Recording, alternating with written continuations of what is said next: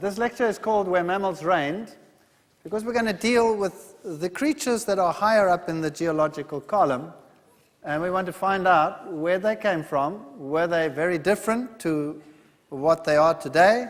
Is this a strange world that existed in the past that does not reflect the present? Here we have the geological periods. Remember that after the Cretaceous, which is this marine sediment layer with all the calcium carbonate deposits, we have these upper layers over here, which are known as the Cenozoic. And in these layers, we also have marine organisms and all these strange little creatures that we find lower down, many, many of them. But then we also have the mammals and the birds and some human fossils. And the question is, where do they come from? Well, this is an exhibit in the Museum of Natural History in London, and it's called Mammal Graveyard.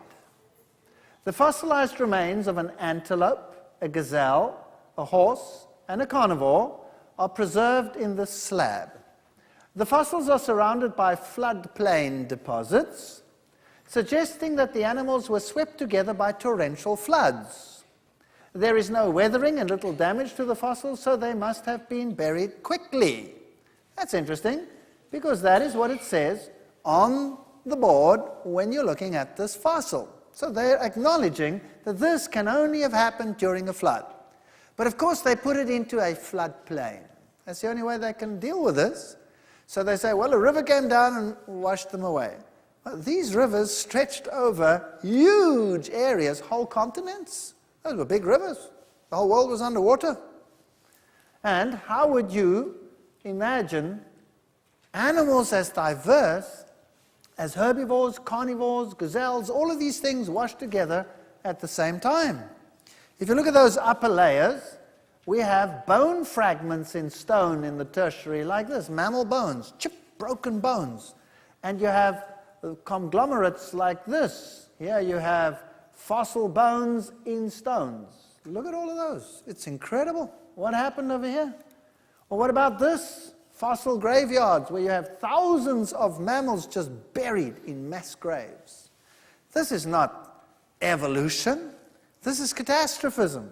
These animals were washed together during a catastrophe. Now, mammals and birds tend to float because they bloat. When they rot, they blow up and they float.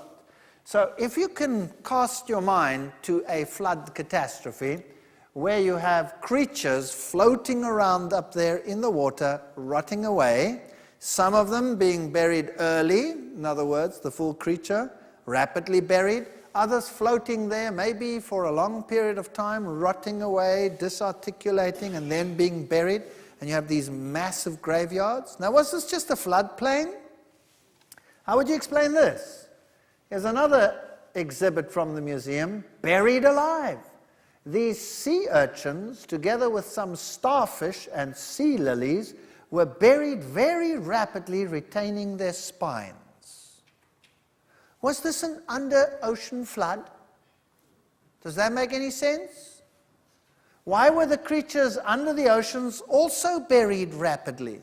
The only solution is that we had a catastrophe with tremendous mud flows flowing underwater, whether on land or under the ocean. This has got nothing to do with a floodplain, because you could not explain that with a floodplain. So there must have been some universal catastrophe. This was the Bangladesh flood some years ago, and you can see the animals and even humans floating together here in this water. So where do the mammals come from? How did they evolve? What does science teach? Science tells us that the mammals arose from reptiles and that these then roamed upon the earth. Originally, they were together, then the mammals gained the ascendancy. Well, that's absolute nonsense, because we have reptiles and mammals today. The only ascendancy that we have is in the mind, because we happen to be able to think about these things. Well, where did the marine mammals come from? What does science teach about them? Well, obviously, since they're mammals, and mammals arose from reptiles, then they arose on land. Isn't that what science says? So they must have arisen on the land. So, how did they get to look like they look? How do these manatees and the seals and the walruses, how do they get to look like they look? Well, science teaches literally this. Creatures evolved on the land, and they were walking around on the land, very much like they do today, and then they went into the ocean, secondarily back again. And there they eventually lost their legs, developed tails, changed their entire anatomy, and that's why they are like they are today. Well, if this is so, shouldn't there be something in between a land mammal that looks like a cow, a eutherian land mammal, something that looks like a cow to something that looks like a whale? Shouldn't there be something in between? Yes or no? There's nothing. And don't come with little bone chips here in the hips of the whales. Those are fully functional today, and if you took them away, that creature would have a major problem. Because there are muscle attachments to it which deal with the rectal area and deal with reproduction and all things like that. It's got nothing to do with the limb. So what happened to these creatures? How did they appear? Well, they appear in the fossil record. Well, that cannot be. Science cannot tolerate that. Surely there must be something that happened. How do these creatures come into existence? You know, there are not only here anatomical problems, there are huge physiological problems. The whole blood parameter, everything has to change in order to deal with staying underwater for very long periods of time, etc., etc. So this is a major, major problem. Did they develop from the land, or did they not? Well, we have huge marine mammals, like whales, for example, and you can get to be very big when you are living in the water. And what does science teach? Well, here's a typical example. Ancestral links present 60 million years ago. You had a hypothetical mesenkid skeleton, and then we have, again, nothing to go on except animals that are fully formed, existing, and they take them up and they say, well, Ambulocetus nitans probably walked on land, and they have an example there, or Rhodocetus, and they have one over there, which is much like a seal that lives around today, and then you have the modern toothed whale. But the origin is, what does it say there? Hypothetical, which simply means what? It doesn't exist. That's what it means. Now, what about those that they tried to put on the line? Well, here they have one. Pasicetus, that's the ancestor of the whales and the porpoises. That's one of the modern candidates. Where did they get him from? Well, here's a skull, land mammal, reconstructed from what? From a jaw and skull fragments. It's amazing how you can get the legs and the tail and everything from a jaw fragment. Isn't that incredible? Science is pretty inventive.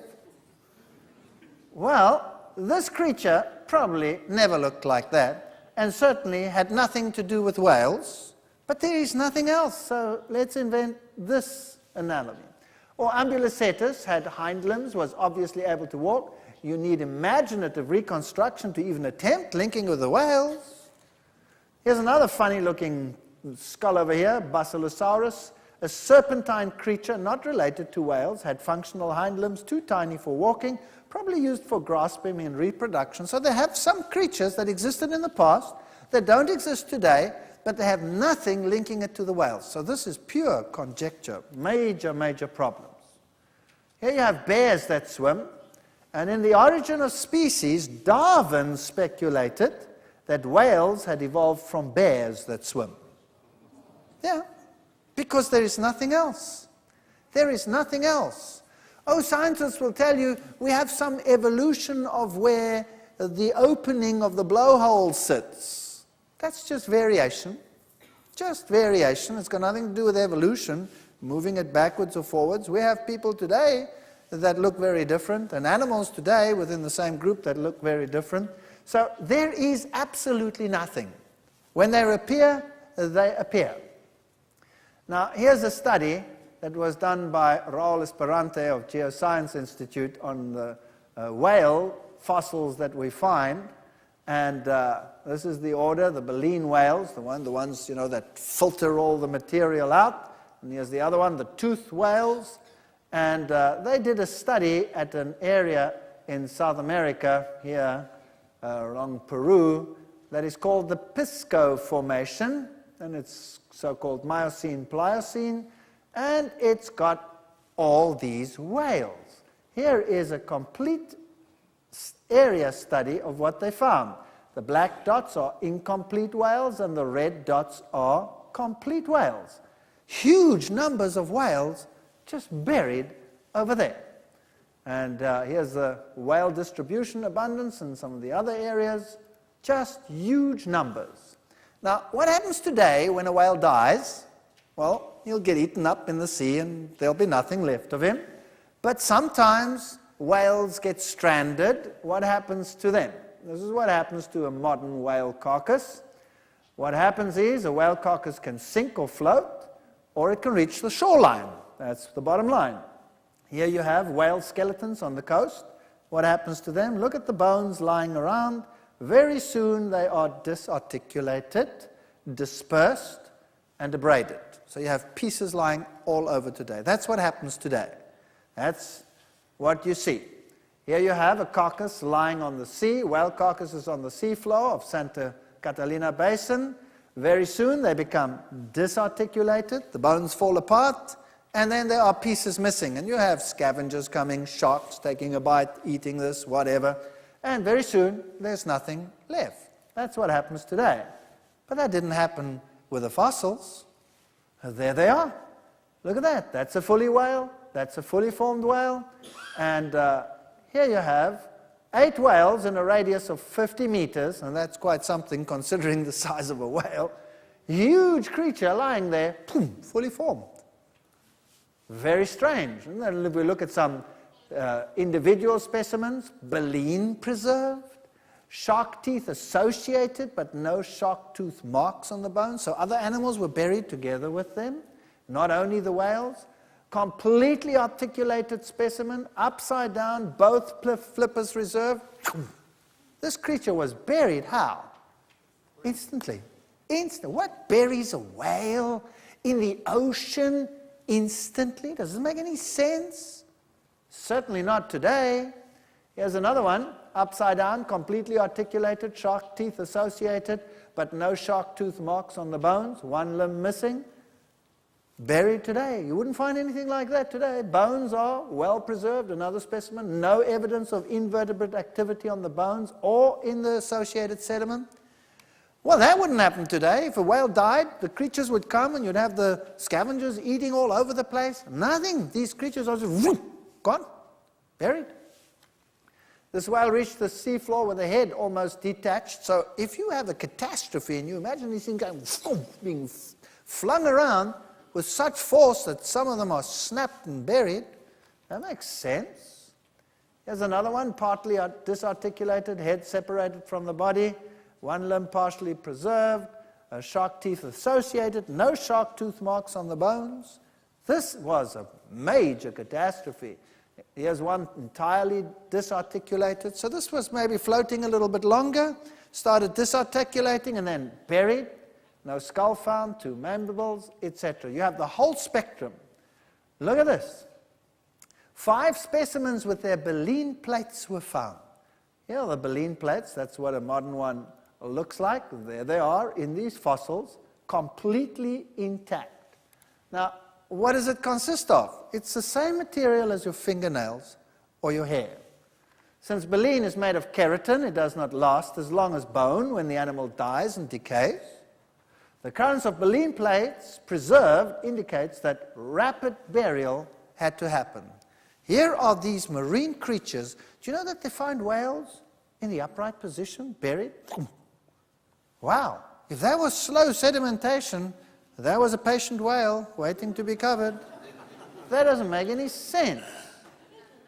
And not only that, you find layers of fish remains are found at several horizons with diatoms and all kinds of of fish debris layers, diatom layers, all of this buried together. This was a catastrophe. No other explanation. Conclusions. The large numbers of individuals with mandibles, vertebrate, articulated indicates that most of the whales reached the seafloor and became buried before this articulation could happen, even before the predators could get at any animal that was floating. This also suggests rapid deposition of the sediments covering the carcass in order to preserve the bone association. It's the only possible solution. So the marine mammals appear suddenly in the fossil record, fully formed, and they're buried like nothing happens today. This is catastrophism. There's no other solution. So now let's think about this. Let's mull these thoughts over.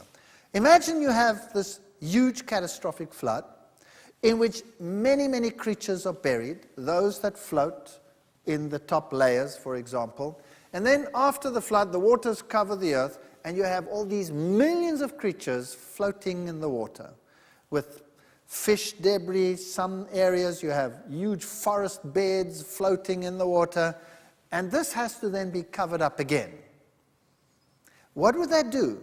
Those that are buried early are buried intact. Those that start rotting and deteriorating, when they are buried in pieces, disarticulated, and you would find whole beds with rocks in them, with material in them, with fish debris in them, with bones in them. That's exactly what we find, as we saw it over there.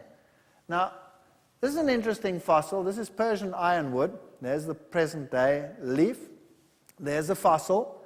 And this one occurs in the upper layers in, for example, Europe, where it doesn't grow today because it's too cold.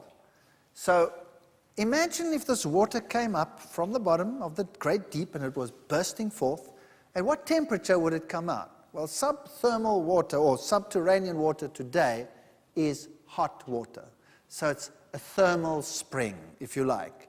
So this water could have been generally warm, and the oceans could have had a relatively high temperature, very humid, very much like, your area. Nice, warm, hot environment after the flood. Here we have mammals. This is a bat. When a bat is found in the fossil record, it's complete. It's a bat. There's nothing leading up to a bat, nothing leading away from the bat. The bat is a bat. Fully formed. The only difference is many of these were much larger than those living today. So imagine a very wet world re-establishing itself after the flood.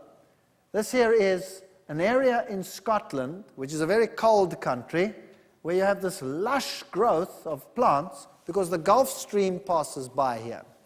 So very warm, and so these plants are enormous. This is a typical tropical area. You can see great plant coverage, warm temperatures, rain, lots of rain, lush growth, lots of food around, and typically the tertiary in the textbooks is displayed like this. Very green, very warm, and all these creatures that walked around, so different apparently from what lives today. Why? Because they were so huge. The giant elephants, mastodons, totally different to what we have today, lived some 65 million years ago, and today they don't exist anymore. Or this creature over here, the giant land-walking sloth, or the giant bison, or the giant saber-toothed tiger, or the giant beaver, or the giant this and the giant that. What have they got in common? They're all giants. That's it. Much bigger than today. These are beetles from the Amazon. This is a cold season, and that's a warm season. Massive change in shape and size. Now I want to take you to the Labrie tar pits. Who's been there before? Somebody has been there. Now, I stood there at the Labrie tar pits with my camera, staring down at the tar, waiting for something to happen. And people came to me and they all came and looked. What is there? there was nothing. So they thought, well, maybe this guy's totally nuts. What was I waiting for? Well, I got it. Can you see it? That's a bubble. I was standing there waiting to photograph a bubble. Only a nut would do that. But I had method in my madness. What was I doing photographing a bubble that came up periodically?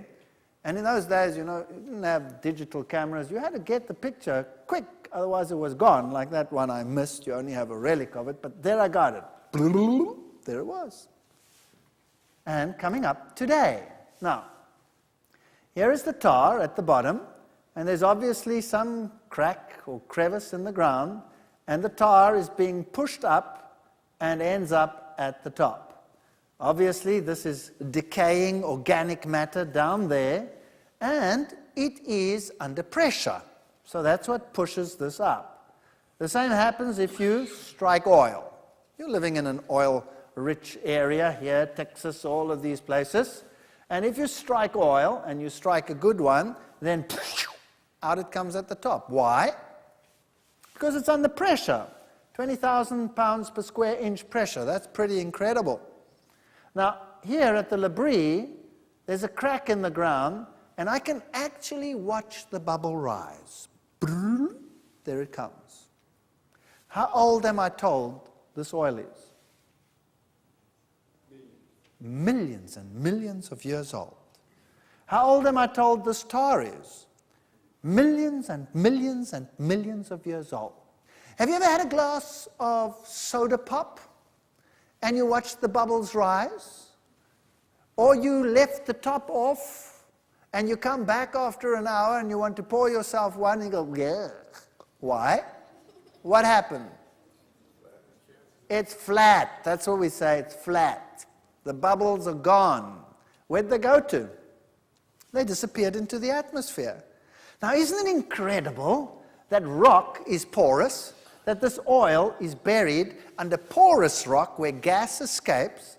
Isn't it incredible that here you have a crack in the ground? That means you have left the top off the bottle, but the bubbles still come up today. How many millions of years do you think this is old?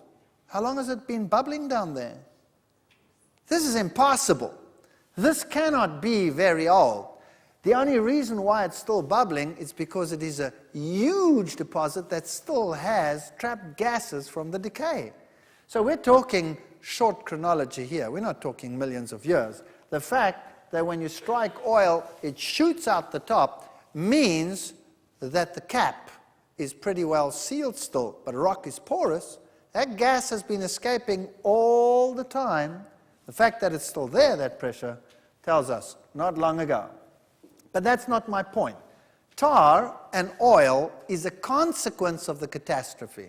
So when the waters covered the earth and the continents were raised up, then this flooded down and all this was reburied.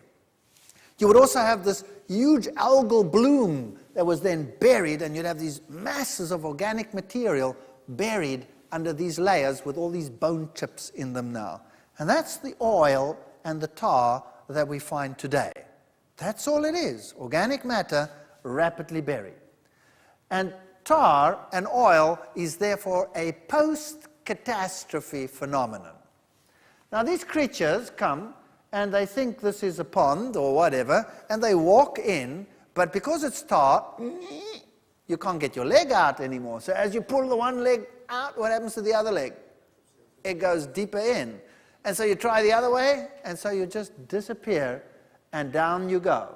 And as these animals realize that they can't get away, they screech in terror, and what does that attract?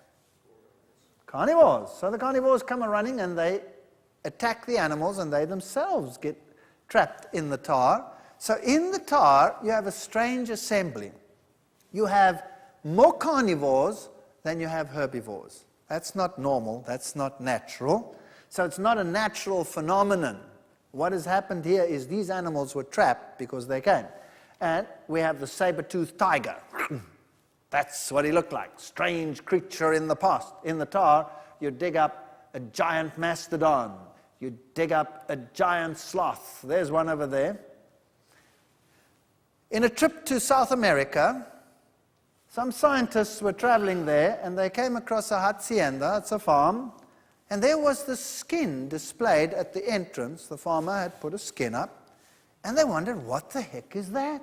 They'd never seen anything like it. So they went and asked, what is that? And he said, come, I'll show you. So he took them to a cave, and there were bodies of these creatures lying there with the skins still intact. Do you know that in Australia, there are certain cave areas where the oxygen levels are slightly different than outside, and there you find giant kangaroos lying over there, supposedly millions of years old, with their skins still intact? Do you believe that? Well, it's a fact, but certainly you would have to modify the millions of years. So some people believe that maybe these creatures are still alive today in the jungles, and some have even ventured to try and find them. Of course, they would probably be smaller than what they were then.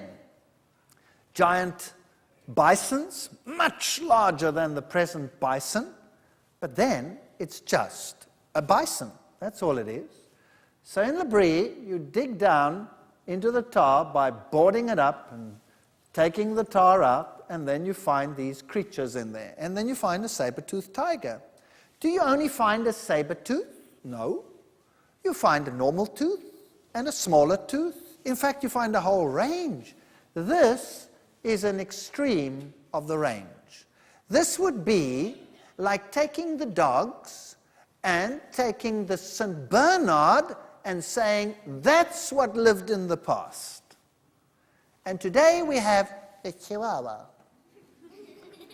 You see what I mean? It's exactly the same scientific phenomenon. So, actual fact, what they should do is they should put the Chihuahua plus the entire range in between up to the Great Dane down there and say, that's what we found. Isn't that right? But what do the textbooks display? The extreme of the range. Why? Because that's exciting. That's different. That's something we don't have today. Today we have tigers with teeth that look like this. In the past, there was a greater variety. Why? Well, imagine animals taking over on a new world. And you have this vast country in front of you, a whole new world to be occupied. Lots of space, very little competition. When you have little competition, then you have great variety. And then when the pressure starts taking place and the animals start competing more with each other for space and food, well, then these things happen. Do you know that if we take an animal from the mainland, let's say sheep or goats or horses or whatever you like, and you take them to an island and you leave them there, guess what happens? Within just a very few generations, the size of those animals goes zoom. In fact, the size can go down to 1/3 of their original size. Why? Remember I showed you the horses on Iceland? The difference between them and the horses on the mainland that they came from is that they shrunk in size, at least by 1/3, in a very short time. Why? Because they are competing for resources on an island. And when you compete for resources on an island, eventually you run out of space. That's what happens. And so one of the adaptations to this is not to grow so much. Why? Well, firstly, because you're getting less food, because you're competing with everyone else, so they stay smaller. A smaller animal eats less than a big animal. Has a higher metabolism, yes, but eats less than a big animal. So if you reduce the size, naturally you can have more animals on the same place. So very quickly, just the environment changes the size. Has that got anything to do with evolution? No. Japanese before the war. What did they look like? How did the cartoons depict the Japanese before the war? They used to have the Americans standing over there, yay high, something like Malenko over there, you know, big guy. And then they'd have the Japanese standing on a huge box just to get to the same level. Isn't that right? Because they were tiny. Why? Because their diet was totally different to what it is today. Today, their diet is far more varied. They have far more varieties of protein sources in their diets. And what do the Japanese look like today? Totally different. Some Japanese are pretty... Have you watched Japanese basketball players? Have you seen them? Some of them are pretty big, right? And you say, wow, what happened to them? You know, did they suddenly evolve into supergiants? No. Their lifestyle has changed. So size, lifestyle, these things go together. Just because something is big doesn't make it different. So what was a mastodon? It was a big elephant. What was a giant bison? It was a big bison. What was a giant wolf? What was a giant wolf? Big deal. There was no evolution there. And here you have a giant wolf. It's called dire wolf. Different animals? No. Exactly the same as a modern wolf. The only difference is it was bigger. So we have to make it something marvelous and different? No. So the environment was obviously warmer, better adapted for rapid growth and all of these features, and that's what they look like. And then something happened. An ice age came along. And the world today is very different to what it was then. And where did all this ice come from? And how long has it been around? And what does science teach on the issue? Well, it teaches that there were a number of ice ages, 3 ice ages at least, and they conjecture this from looking at scrapes in the rocks. Do you remember a video I showed you yesterday of these huge boulders being rolled in a flood? Do you remember that? What did you see in the rocks at the bottom? Huge scrapes. So water can do that too. So the only evidence of ice is what is now in the South Pole and in the North Pole. That's it. So the question is, where did all this ice come from? And they will tell you that there is evidence for ice having been around for many, many years. 100,000 years at least. Where do they get the evidence from? Well, they drill down through the ice cores, right? And they come up with this. Here's an ice core that they've drilled in Greenland. And they say, well, okay, look at this ice. You can see that there are different colors. There's a color, there's another ring, another ring, another ring, another ring, another ring, another ring, another ring, another ring, and another ring, and another one. And you count them all up, and you make a deduction. You say each ring represents 1 year. And if I count 100,000 years, then this ice has been around there for 100,000 seasons. Logical, right or wrong? Perfectly logical. And we're supposed to believe that this is what happened. And we know how it is being compacted today. Well, during the war, some aeroplanes used to fly across that area, and that's about 50 years ago. Some old aircraft. And some of them happened to crash in Greenland. And there they were in this vast ice desert, and nobody ever bothered. Well, recently, some of those have been rediscovered, and they actually dug them up. And they're covered by huge quantities of ice. So they dug down to them. And if you look into the ice as we go down, you find hundreds and hundreds of those ring layers. So those airplanes have been buried for thousands of years, right? So obviously these rings are not year rings, just like the valves. So we cannot say that this ice age is 100,000 years because of the ice cores. Those are event layers. A storm creates them. And you can have many, many storms in a season. It doesn't have to be millions of years. Now, if you have a warm ocean originally, lots of evaporation, and then something happens to make it suddenly cold, what would happen, and how did it happen? This is Athabasca Glacier, and we find this glacier in Canada. It's a huge glacier, and it's not a very good idea to go walking on a glacier, although I did go and walk on a glacier, because you have these glacial rivers. And there's one flowing, and it just disappears suddenly, and it's gone. If you slip, and you end up in that river, you're gone. Nobody will ever find you again. You'll end up somewhere under the glacier.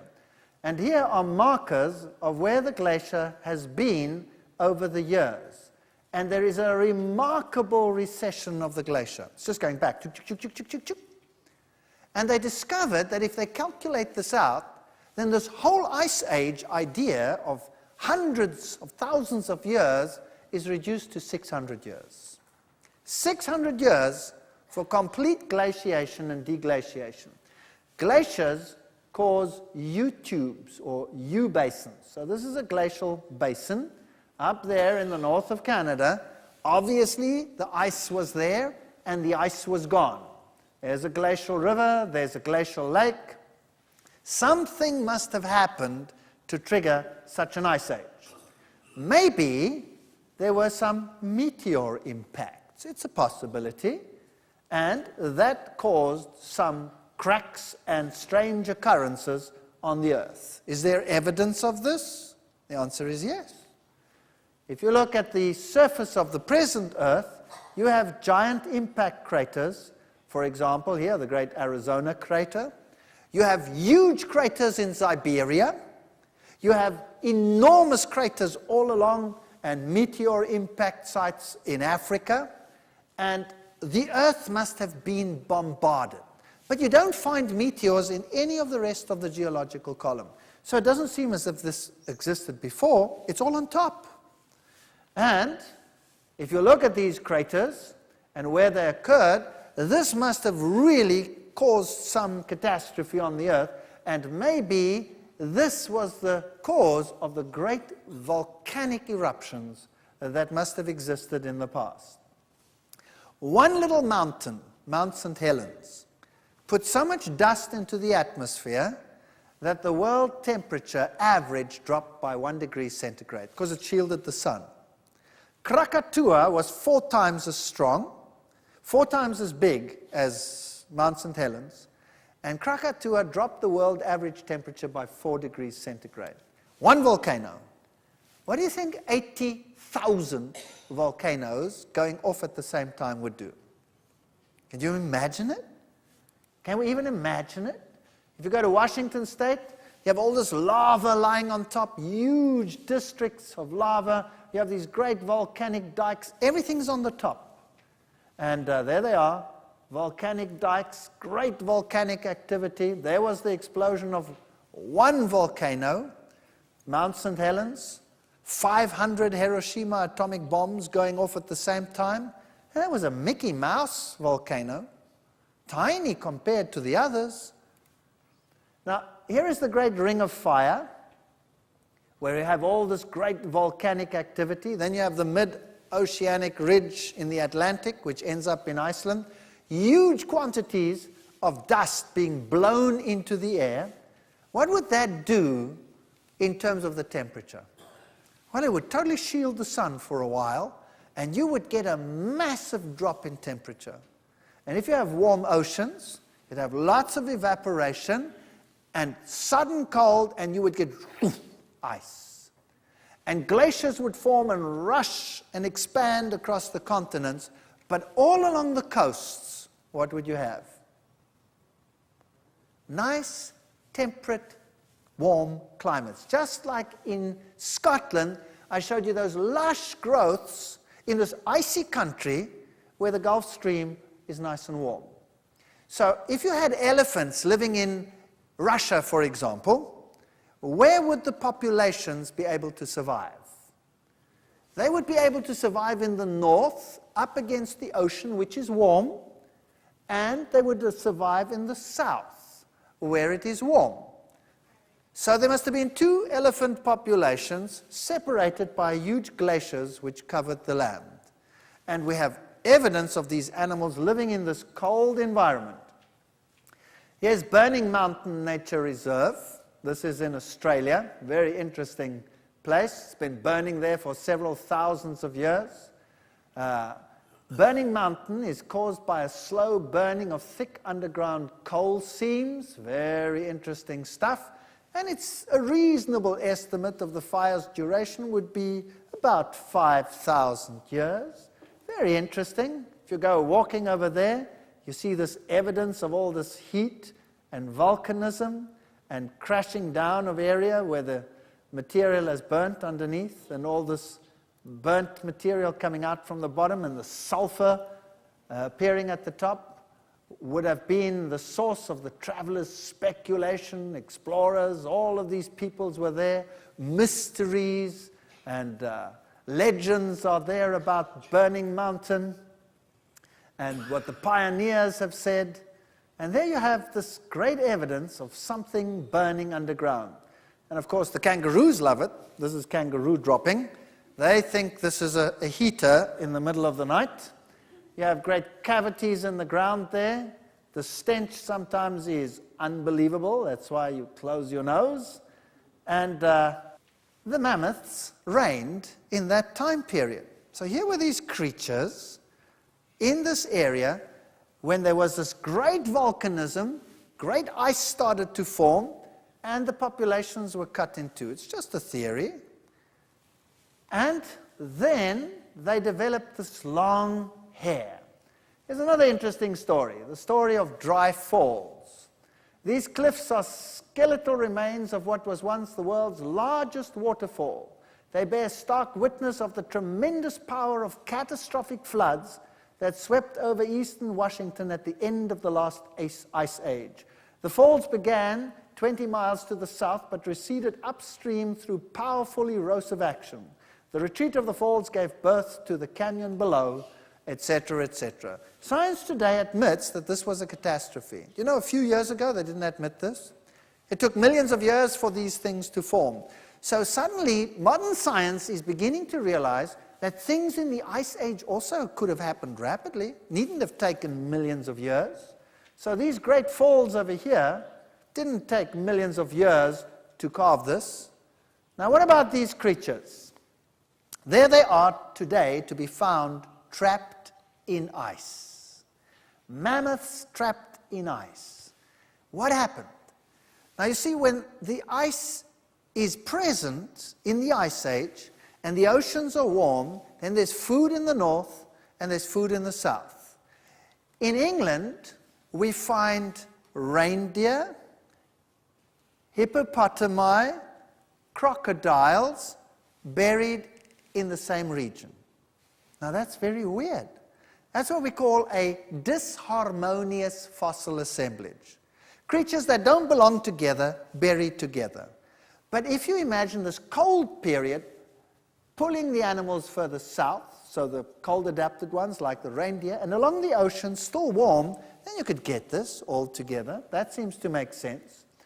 Now, when you dig these creatures out of the ice, they are today still very much intact.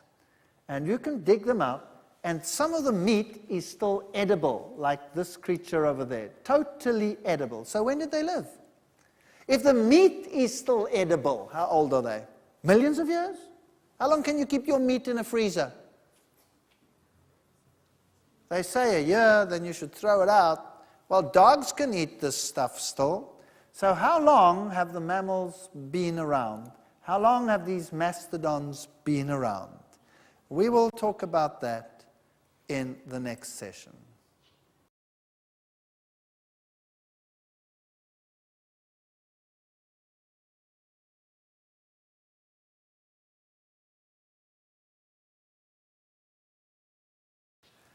We were talking about these mammals, these giant mastodons that lived supposedly millions of years ago. And there they are, trapped in the ice in the north in Siberia. Now imagine this scenario. When ice melts, it absorbs a huge amount of energy in order to melt. That's simple physics. It is far easier to warm up water than to change it from one state to another. It absorbs huge quantities of energy. So we see that the ice receded very rapidly. We see this in the glaciers. And as this ice melts, it absorbs huge quantities of energy. And ice that melts is fresh water. So this huge meltdown would have rushed down the coasts into the oceans, and being fresh water, where would it end up? It would float on top of the ocean, because seawater is more dense than fresh water. So originally it wouldn't all mix. A lot of the fresh water would be on top. And at night it gets freezing cold. What happens to that water? It freezes. And so during the melt phase, suddenly there was a giant freeze, and everything froze up. And the oceans that were the source of life up there in the north, and that gave this lush vegetation all along the coastlines, suddenly froze up. And the world became an ice world in the north, because that's where it would then be colder. And the animals walked, and they were buried, and they ended up in the ice.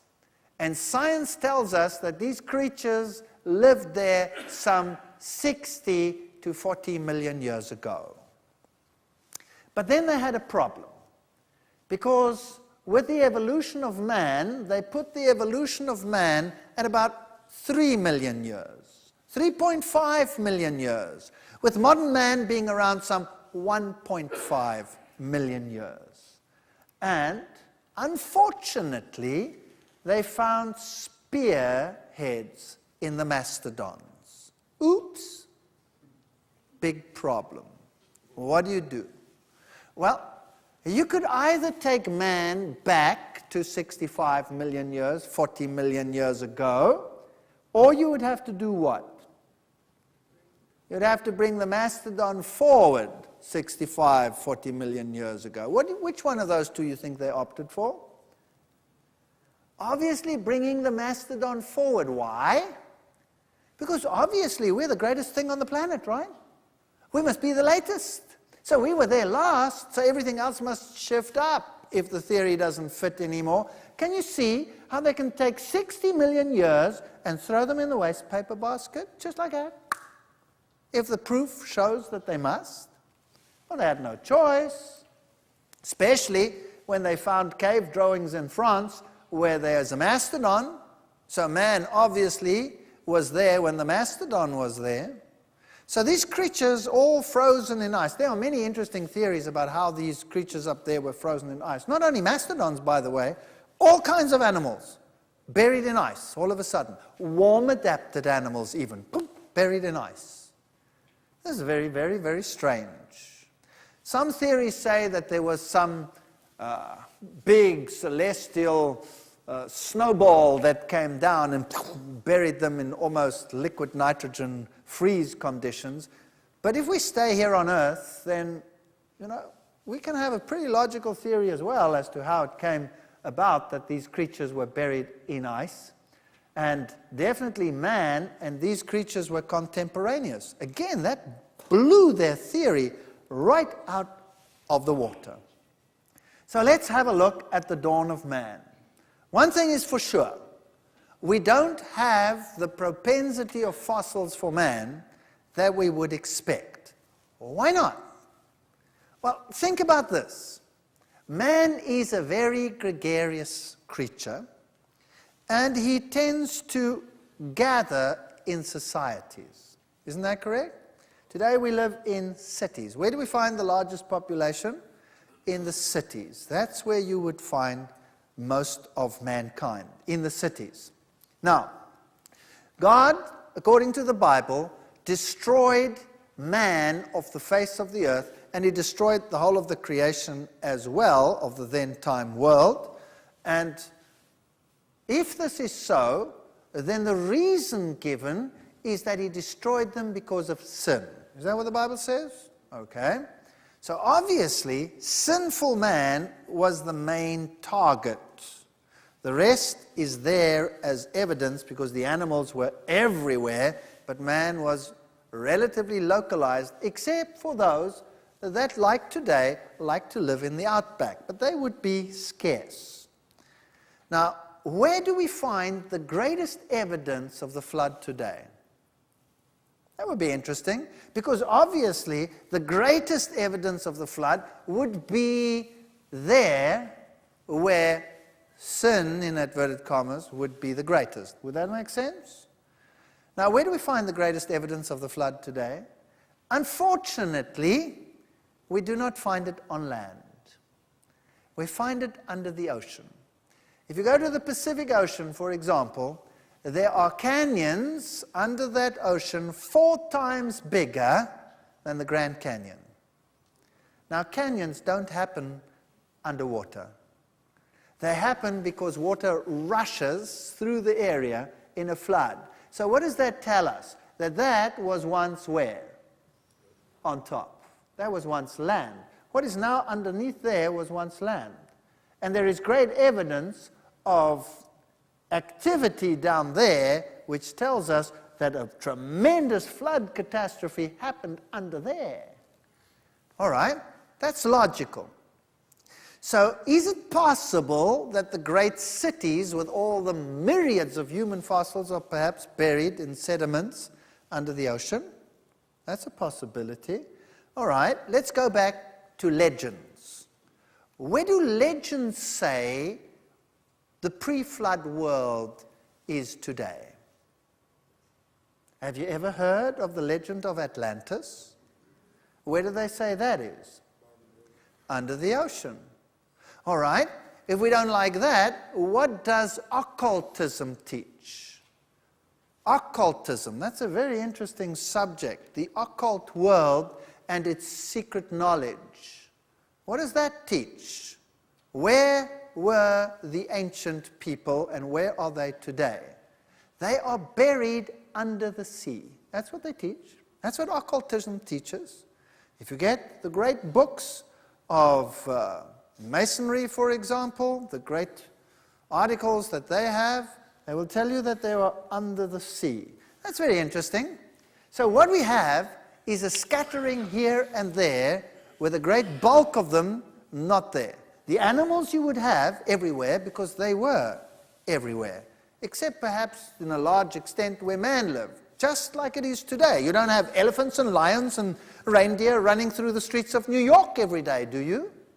So why would it have been different then? So here's the dawn of man, and we are told that man lived, or the ancestors of man lived in the trees, and then came down from the trees because the climate changed or whatever, and we started getting grassland, and then the creatures walking there between the grass had to adapt to the new environment. They couldn't look over the grass because it was too tall, so they stood on their hind legs to peer over the top, and eventually they started walking upright. Now, firstly, that's not even scientific, that's total rubbish, because that would be what we call Lamarckism. That means an animal starts doing what it does because it wants to achieve a certain state. We'll talk about Lamarckism and Darwinism in another lecture. It's not scientific, but nevertheless, that's apparently what happened. And modern humans look like this, and there was some transition from the state of walking on all fours up to the upright gait. And the world would like us to constantly be reminded where we come from. So, How Man Began was a Time magazine article not too long ago, and they show a man over here, and notice again the scratches and the blood. Why? Because it shows his primitive nature, his vicious, primitive, diabolical past. That's what it shows. And here, he had an article in Time magazine, a previous one, How Man Began, and 2.5 million years ago. And in case we have a new generation in a couple of years, they'll bring out a new one and it'll say, How Man Began, and you'll go through the whole rigmarole. So that every generation is reminded that this is our origin. Very primitive, very vicious, very wild. Now, scientists generally get angry when you say to them, they evolved from the monkeys, because science doesn't teach that. You must understand the theory as it is. We did not come from the monkeys. Science teaches that the monkeys and man are end products of an evolutionary process. They are all there together. The ancestor of both of them is somewhere lower down. So the real ancestor is probably this one over here, the tree shrew. And notice that the eyes are on the sides of the head. And so the animal evolved so that the eyes moved to the front. Now, if you have the eyes in the front, then you can triangulate, and that would supposedly give you a selective advantage in judging distance and jumping from branch to branch. Of course, the tree shrew never misses a jump. So what the selective advantage is, no one really knows, but that is the theory of how the brain increased in size. And, of course, they were arboreal. They lived in the trees. So the climate changed, and the trees started disappearing, and they started coming down. And when they were up there in the trees, they were perfectly happy with their bananas and their leaves and the things that they eat. Vegetation.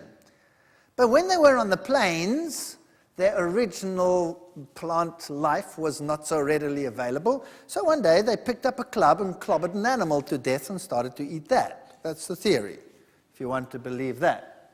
And man and the apes are end products of an evolutionary process.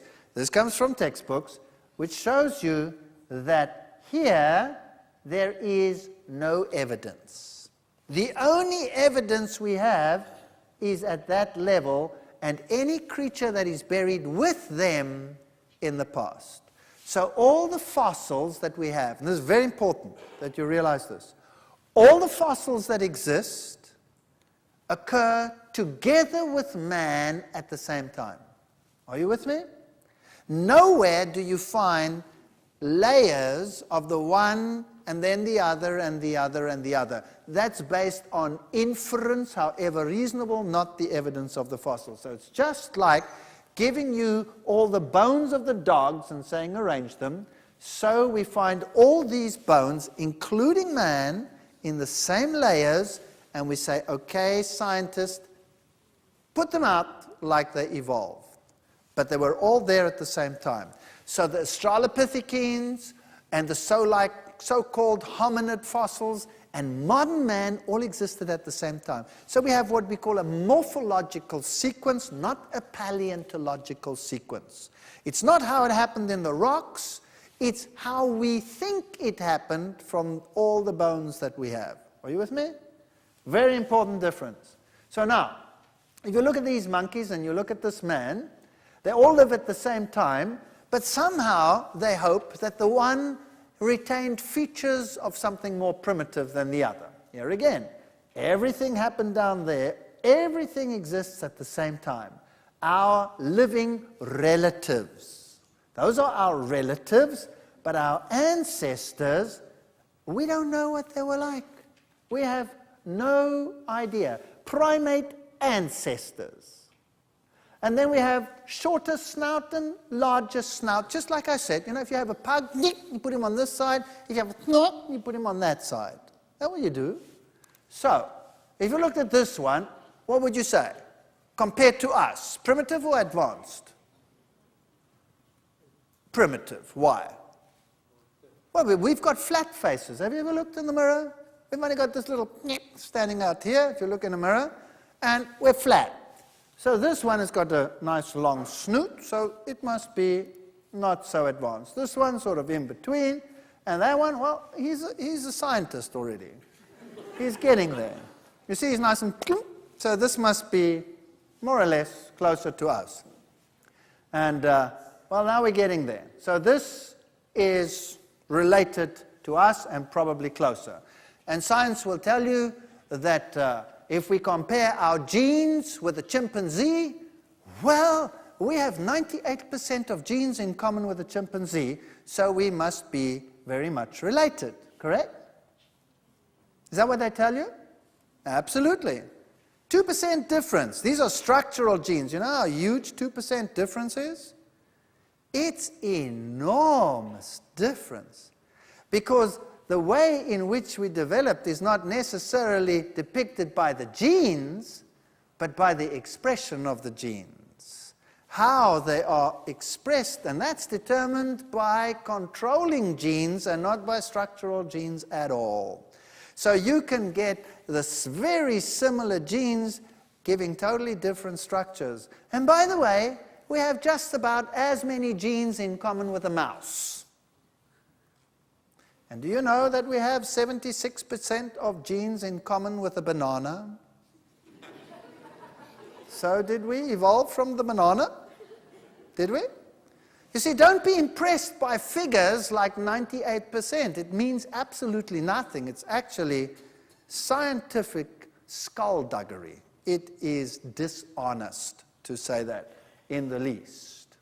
But when it comes to these things and you go to the museum, you see the ape-like ancestors, so-called, sitting there around the campfire with their sticks that they started picking up to club this animal to death so that they had something to eat. Is that right? That's what we are shown. But remember that all of these existed at the same time as modern man. So this is purely morphological. They find bones and they say, okay, this bone, well, he probably represents a more primitive line, just like they take the modern animals and say, well, that one's obviously more primitive than that one, purely on looks.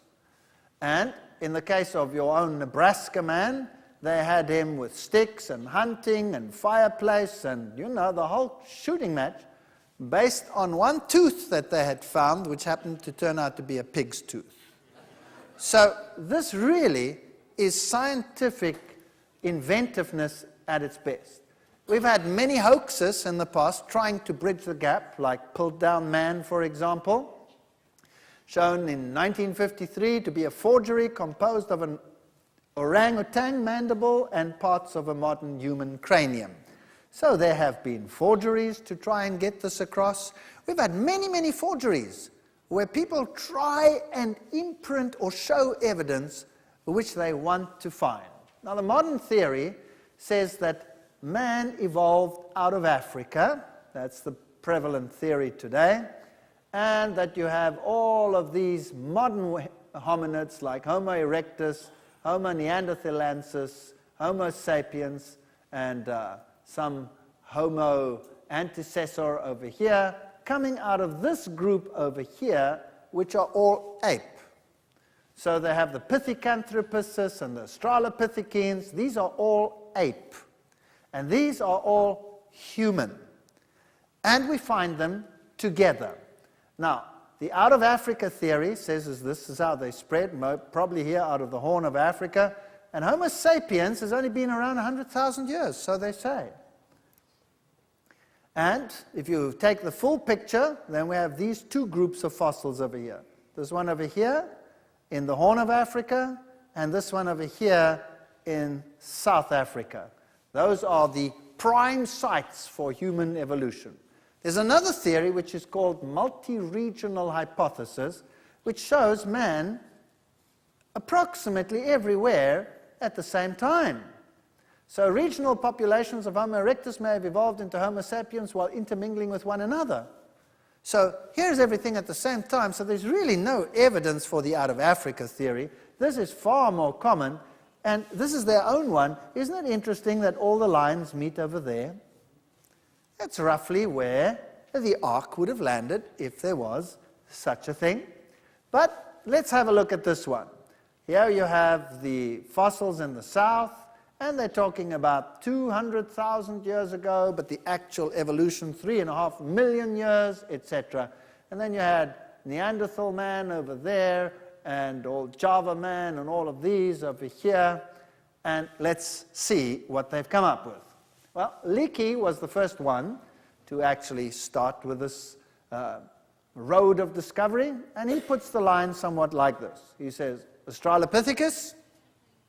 Now, Australopithecus was an ape, but he said, well, maybe this ape had sort of features that were leading towards man. But remember, man was already there. Don't forget that. Man was already there. And he says, then you go through the line and eventually you come to Neanderthalensis and Cro-Magnon over there, And he says they walked upright, these Australopithecines, because we find footprints in stone. Did you know that these footprints have been studied in great detail, and they are identical with human footprints made in mud by people walking barefoot?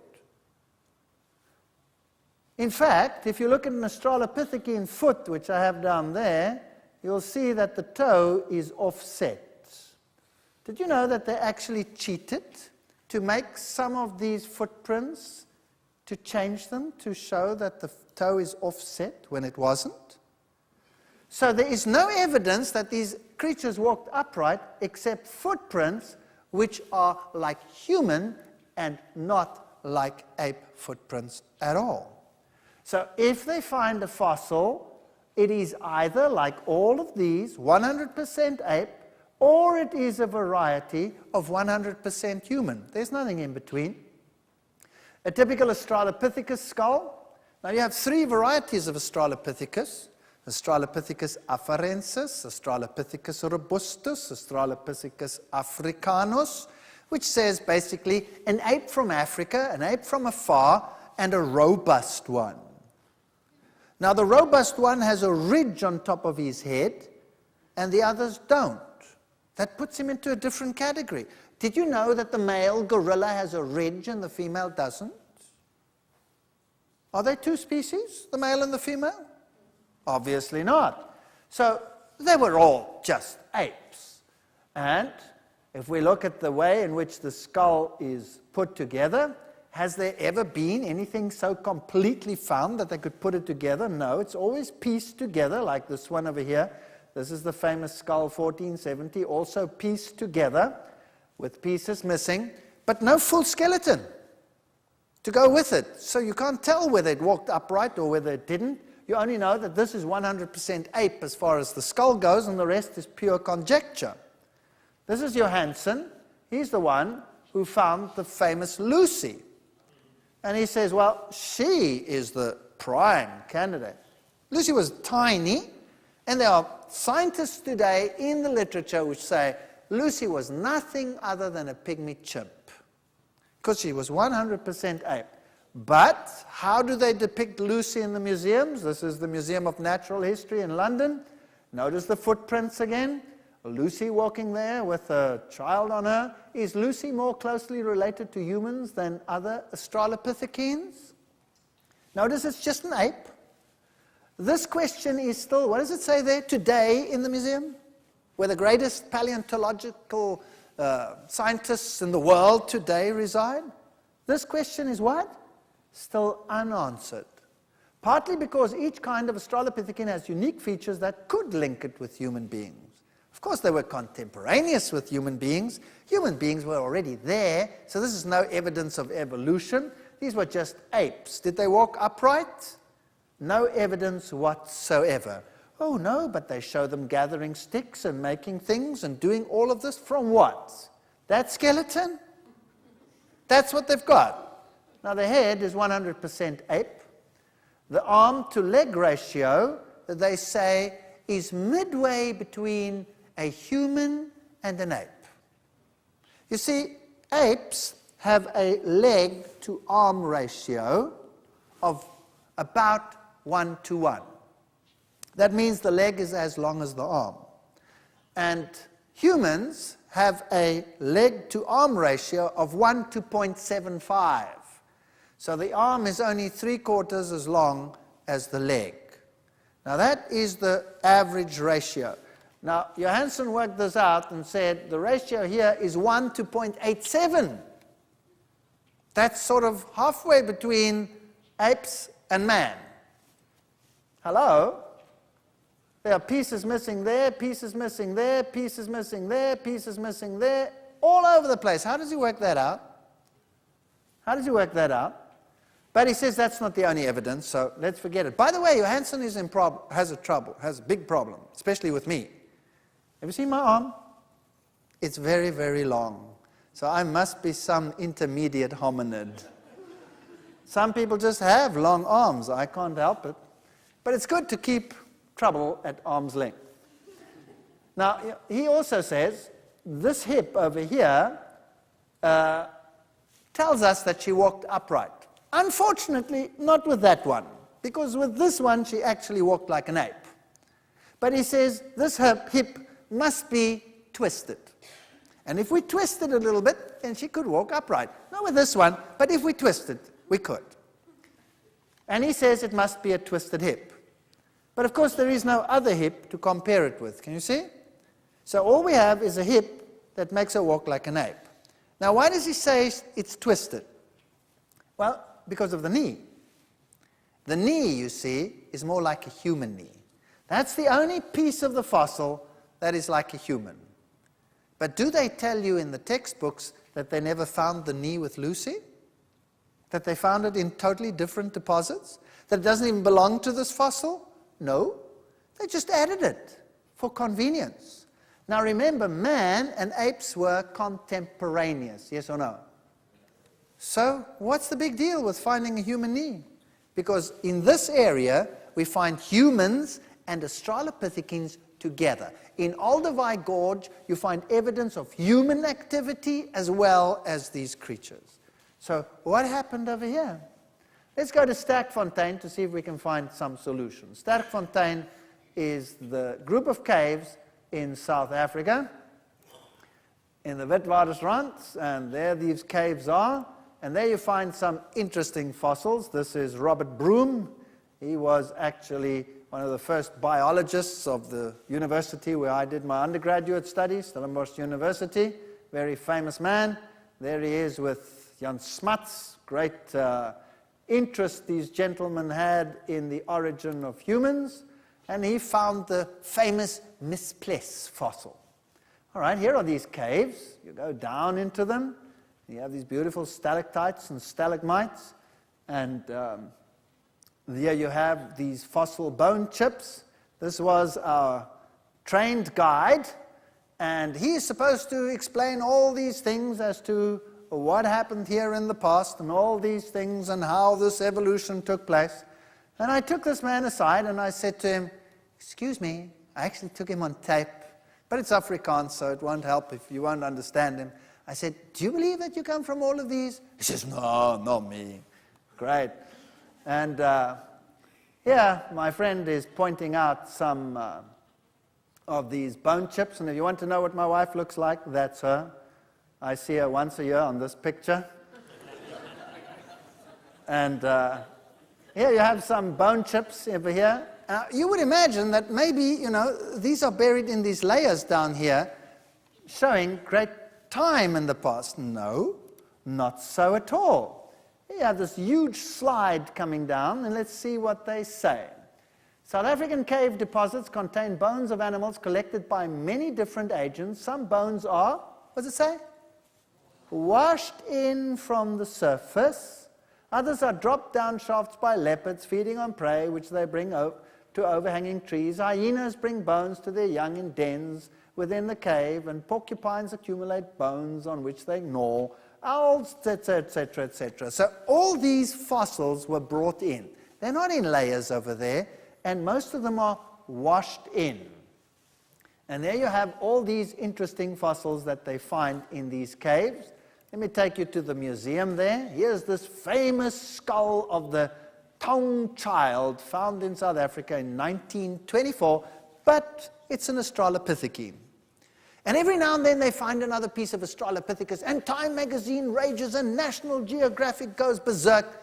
Ho-hum, it's just another Australopithecine, it's an ape.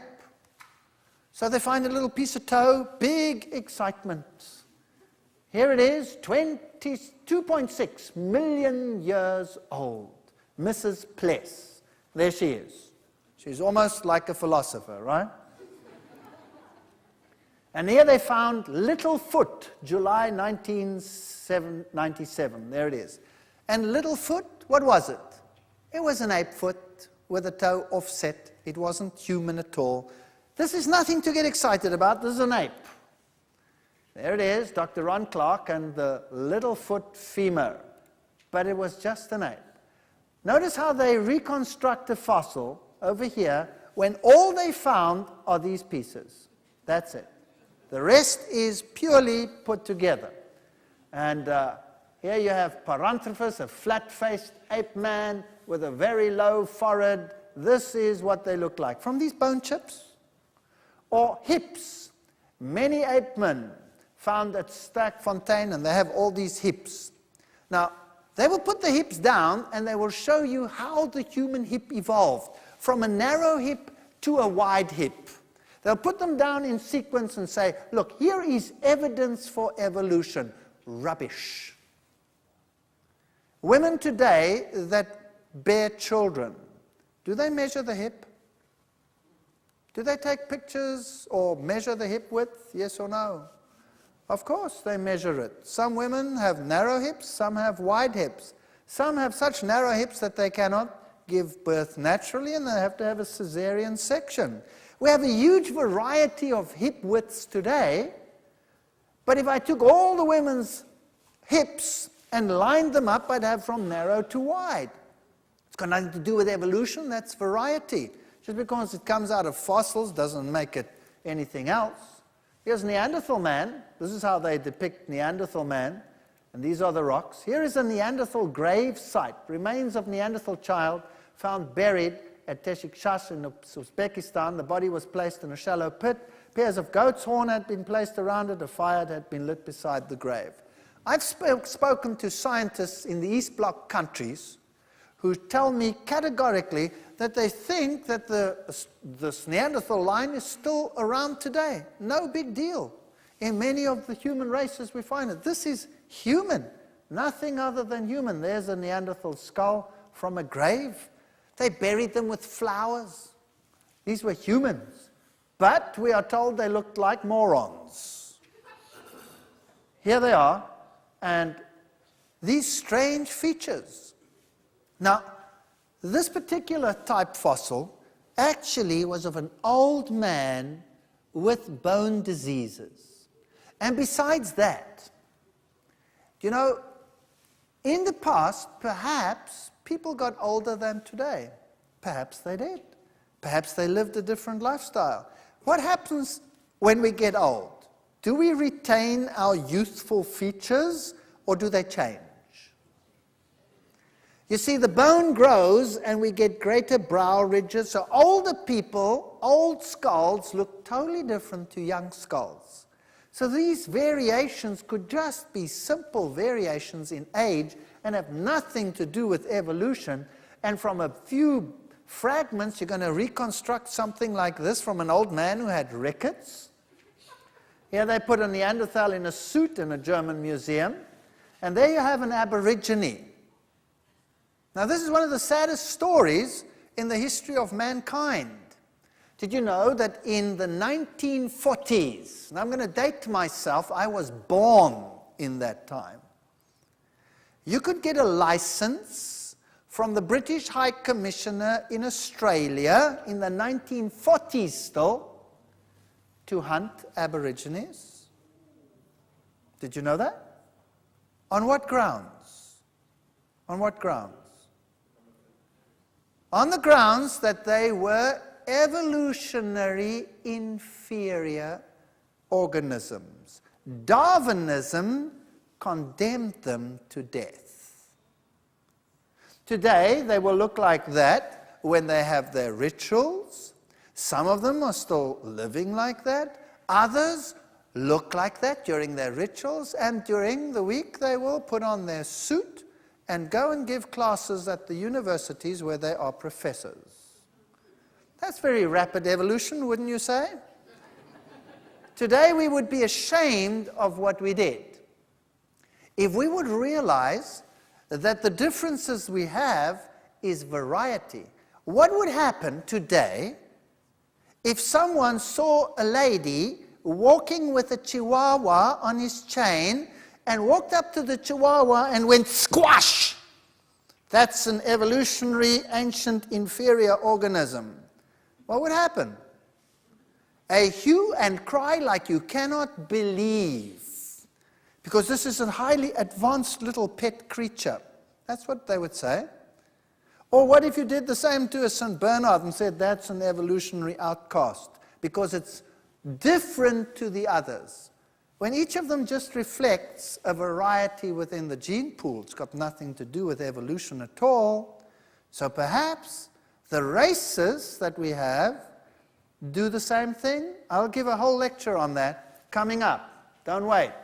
But don't think that evolution hasn't taken its toll. We find some very interesting fossils of humans. These are grauballer and talent man. We find them in tar pits. And some of these fossils are huge. Some are 2.5 meters tall. Wow. Were things very different in the past to what they are today? We find some of these buried with gold trinkets. So obviously some of them were even sacrifices to sun deities or whatever. And if we take a look at American fossils of Indians, for example, from graves, then even magazines that want to propagate evolution say it challenges our traditional model of hunter-gatherer societies that they have such intricately woven clothing which shows some form of technology. What about the Iceman's secret? Well, he popped up and there he was, and science went crazy. New evidence, new this, and then suddenly, nothing. Why? Because he was so incredibly ordinary and even had marks of operations. So suddenly he disappeared. We have fossils of mummies, for example, and not a shred of evidence that anything really dramatic has changed. When we come to the human evolution, the different races, we'll talk about that in a future lecture. Evolution comes to life. This is Scientific American telling us how it happens. Let's say they find a bone fragment. Then they build up this fossil from a bone fragment. And they call it forensic science. And they use the most modern techniques. And then they'll put the flesh on it, and then they'll put the skin on it, and then they'll put the hair on it, and the looks on it, and you can see he looks like an idiot, right? Why? Because he's supposed to look like that. He's supposed to be some ancient creature predating modern man. Now, forensic science is a perfect science and an exact science. But you have the whole skull, and you reconstruct on the whole skull. You don't have a tooth, and then reconstruct the skull on the tooth and say, okay, this is what this beautiful woman looked like. Yes or no? Does it make any sense? No. Yeah, they have a bone chip, and they reconstruct it to look like that. Did they know he had long hair from a bone chip? Of course not. But this is the primitive notion. This is what we are led to believe. On what evidence? None. Absolutely none. And these are the pictures which we are shown. So this would be Adam and Eve. This is what they would look like. Well, this is interesting. There's Eve, as science says she looked like. Genesis 1 verse 27, so God created man in his own image, in the image of God created him, male and female created he them. I asked the young people, help me out here, I'm an old geezer, just help me out. Which are the coolest women in the world today? And they said, Mariah Carey, Beyonce, and Avril Lavigne. I said, okay, there they are. I put them on the screen for you. Each of them, and they represent different races as well. And I must admit, pretty nice looking women. Pretty nice looking women. So now, Genesis 1:27, so God created man in his own image. In the image of God created he him, male and female created he them. Fascinating story. Fascinating story. Did Eve look like that? Or does this reflect a little bit of what Eve might have looked like? What do you think? The choice really is yours. Either we have a noble origin, or we come from the slime pit all the way through to modern man. That's the choice we have. Either we are sons of the Most High and daughters of the Most High, or Eve looked like that? I'll tell you something, if that was Eve, I would still be running. And there would be no prosperity, no posterity either. There would be no offspring because I would never get near to Eve, that's for sure. So if this is correct, and God created man in his own image, and in the image he created him, then imagine a world that was perfect, and a world that was covered in the most beautiful vegetation, and yet these magnificent animals on there. Well, this raises a whole pile of questions. Then why doesn't it look like that today anymore? Why do we have death and carnivores and all these creatures? That's a difficult question to answer. But I'll be addressing it in a whole lecture, and we'll be looking at those issues. And we must be able, on the basis of the facts, to decide, is there evidence that Eve looked like that, or is there no evidence that she looked like that? That's for you to decide. Thank you for coming tonight. Don't miss the next ones. They're going to get exciting.